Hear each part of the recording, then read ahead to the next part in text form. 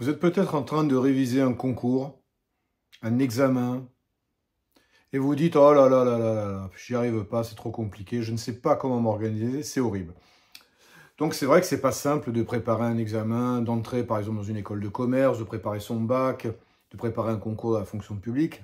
C'est vraiment pas simple, donc il faut s'y prendre de manière ordonnée et avoir une méthode de travail assez pertinente. Donc moi aujourd'hui, je vais vous donner 5 techniques qui vont vous permettre de mieux réviser. Alors je vous encourage vraiment à les suivre parce que ces techniques, elles sont peut-être un petit peu contraignantes, et encore que, mais surtout, elles vont vous permettre de réussir à tous les coups. Si vous ne les utilisez pas, vous allez vous apercevoir que ça ne va pas fonctionner. Hein. Des fois, j'entends dire, moi j'y vais au talent, j'y vais au feeling, etc. C'est une grave erreur. Donc je vous encourage vraiment, vraiment, vraiment à suivre ces 5 conseils que je vais vous donner.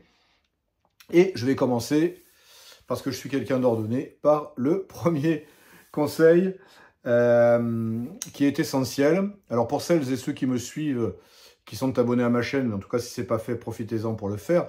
J'en ai souvent parlé, c'est de s'organiser, c'est d'avoir un planning de révision. Hein. Les gens que j'entends dire « Oh là là, moi je m'y prends au dernier moment, 3 jours avant je m'y mets », félicitations si vous y arrivez. Quoi qu'il arrive, ça ne durera pas. Ça peut durer tant qu'on est dans des choses assez simples, dans des études assez simples.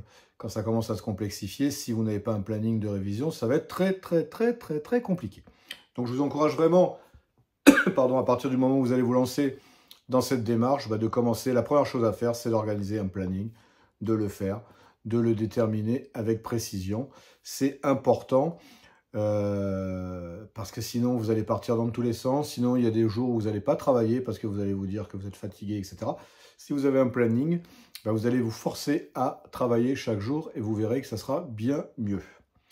Donc ça, c'était le premier conseil. Le deuxième conseil, c'est ce qu'on appelle la technique de la page blanche, qui est assez simple. Vous prenez une page blanche et un stylo, ou un iPad et son stylet, hein, vous pouvez ça aussi, hein, en fonction du degré de modernité qui est le vôtre.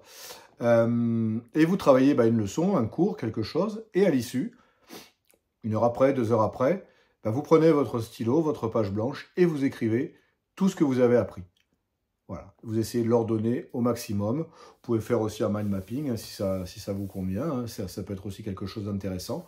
Et vous revoyez tout ce que vous avez fait, 1 heure ou 2 après, ou un jour ou 2 après. Et là, vous allez voir si votre méthode d'apprentissage a été efficace, si vous avez bien retenu les notions essentielles. C'est vraiment le meilleur exercice qui existe. Et au moins, si vous n'avez pas retenu assez de choses, il sera toujours temps de retravailler ces notions. Donc vraiment, faites cet exercice, vous verrez que vous ne le regretterez pas. Parfois, il nous montre de mauvaises surprises, hein, parce qu'on se dit « Ah, c'est bien, j'ai bien lu, j'ai bien souligné, hein, etc. Super !»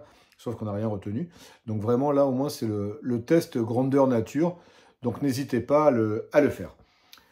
Troisième exercice qu'il est possible de faire aussi, et ça d'ailleurs j'en propose dans mon accompagnement, hein, pour celles et ceux qui ne le savent pas encore, je propose un accompagnement avec des fiches de révision, avec des audios de révision également, et accompagnant les fiches ou suivant les fiches, je propose des quiz justement, dans un premier temps les questions, dans un second temps les réponses, pour voir si les notions ont bien été acquises. C'est ce que je vais vous demander de faire dans vos révisions. C'est au fur et à mesure que vous lisez vos leçons, c'est de prévoir un certain nombre de questions que vous pourrez vous poser, avec alors des questions ouvertes, des questions fermées, des questions avec des réponses plus ou moins longues, mais vous créez ça. Alors le mieux c'est de passer par des choses qui existent déjà, comme ça vous évitera au moins ce travail, mais si vous voulez faire ce travail vous-même, vous le faites. Et pareil, 2 jours, 3 jours après, vous faites les quiz et vous allez vraiment voir si vous avez bien retenu les différentes notions, les différentes révisions. C'est important aussi de se tester de cette manière. Avant de passer au 4e conseil que je peux vous donner, je vais vous rappeler le fléau qui existe aujourd'hui dans notre monde actuel, c'est le manque de concentration. On est souvent en manque de concentration. Pourquoi? Parce qu'on est souvent bloqué sur le joli outil qui me sert à me filmer actuellement, c'est-à-dire un smartphone. Et la première chose à faire quand vous travaillez, c'est de mettre le smartphone dans une autre pièce. Comme ça, vous ne recevrez aucune notification, vous n'aurez aucune tentation. Et une fois cela fait, ça va vous permettre d'utiliser la technique qu'on appelle du Pomodoro.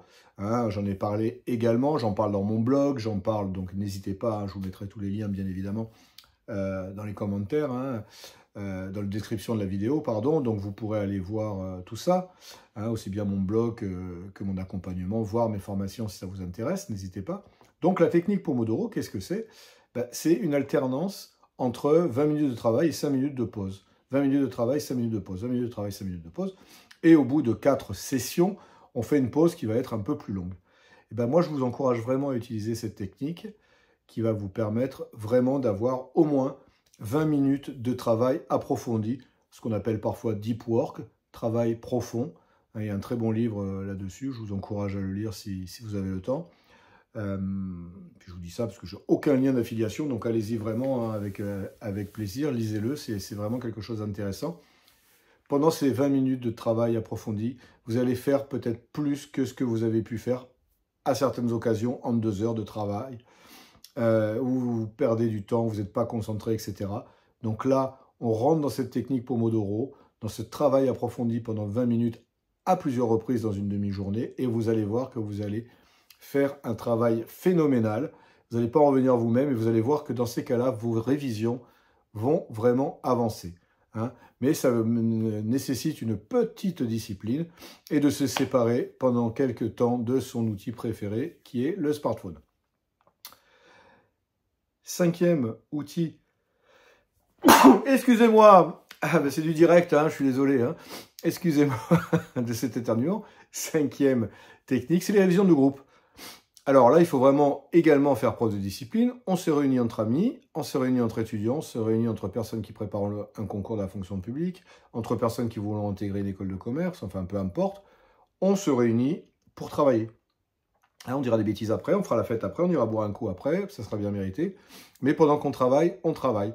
Et là, on peut faire toute une série d'exercices. On peut notamment s'interroger, comme le ferait un prof hein, ou un membre du jury. On peut se poser des questions, on peut se donner des devoirs écrits également et s'auto-corriger les uns avec les autres.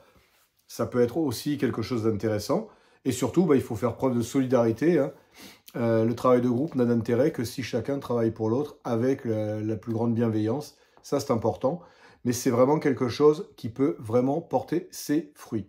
Donc voilà, ce que je voulais vous dire, je vais vous récapituler les 5 techniques. On fait un planning de révision essentiel. On fait l'exercice de la page blanche le plus régulièrement possible pour bien tester ses connaissances. 3e, on répond à des quiz, éventuellement qu'on a récupéré, par exemple, dans le cadre de mon accompagnement, ou qu'on a créé préalablement. 4e, la technique Pomodoro qui nécessite une grande concentration et de vivre un drame pendant quelques temps, de se séparer de son téléphone portable. Et le 5e, on travaille en groupe. Hein, l'intelligence collective, c'est quelque chose qui est très important. Donc voilà ce que j'avais envie de vous dire sur les meilleures techniques de révision, quel que soit votre profil, que vous prépariez un concours, que vous prépariez le bac, que vous prépariez l'entrée d'une école de commerce, que vous soyez à la fac, que vous soyez en école de commerce, que vous soyez dans n'importe quelle école. Si vous voulez réviser, il y a certaines techniques à maîtriser et ne croyez surtout pas que vous irez au talent. C'est pas possible. Je vous dis à très bientôt. N'hésitez pas à vous abonner, à liker cette vidéo si vous l'avez aimée, à la partager éventuellement.